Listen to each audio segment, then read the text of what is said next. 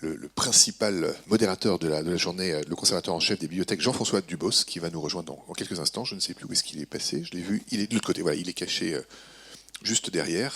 Le voici. Il est déjà là. Mais avant cela, je vais vous appeler dans quelques instants. Nous allons avoir. Est-ce que tout le monde est arrivé? Presque.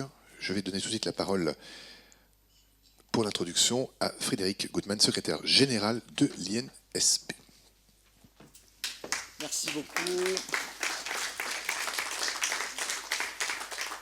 Monsieur le Président, Monsieur le Secrétaire Général, cher Franck, Mesdames et Messieurs, c'est un grand plaisir et un grand honneur pour nous.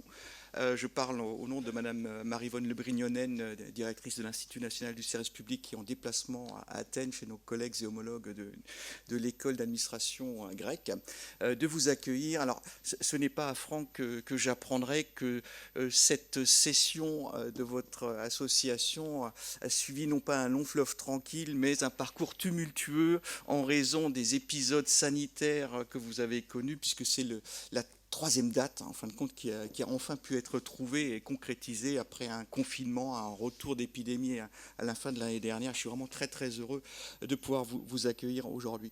Donc je remercie également Franck pour la thématique, enfin Franck et l'association générale, bien sûr, Monsieur le Président, pour la thématique qui a été retenue, celle des institutions administratives qui ont été décorées.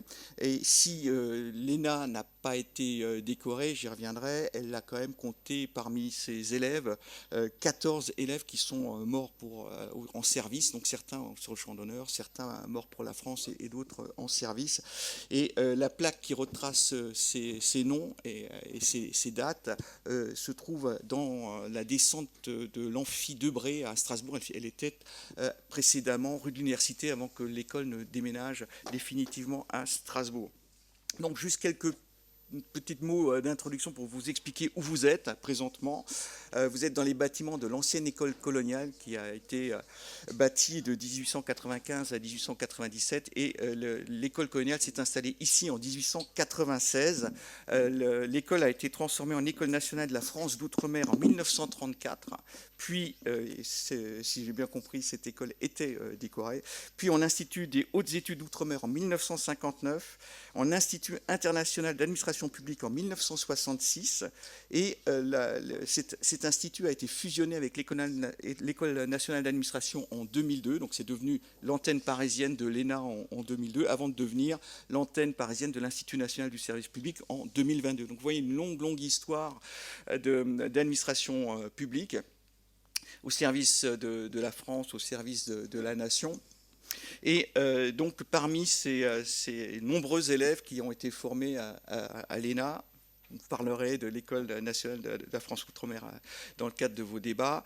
Je citerai donc ces 14 élèves et les 3 que j'ai pu retrouver, identifier, qui sont morts durant la guerre d'Algérie. Le sous-lieutenant Le Gardeur de Tilly, qui est mort en 56, le sergent Louis-René Bellon, qui est mort en 62, et le sous-lieutenant Bertrand Dussel, qui est également mort en 56 en Algérie, puisque je rappelle qu'à l'époque, les lauréats du concours de l'ENA devaient, avant d'entrer à l'école, avoir accompli leur service national, service militaire à l'époque, et que nombre d'entre eux servaient en tant que sous-lieutenant dans le cadre des écoles d'officiers de réserve. Et donc 2 d'entre eux étaient au moins dans un régiment de cavalerie, enfin ABC, armes blindées de cavalerie.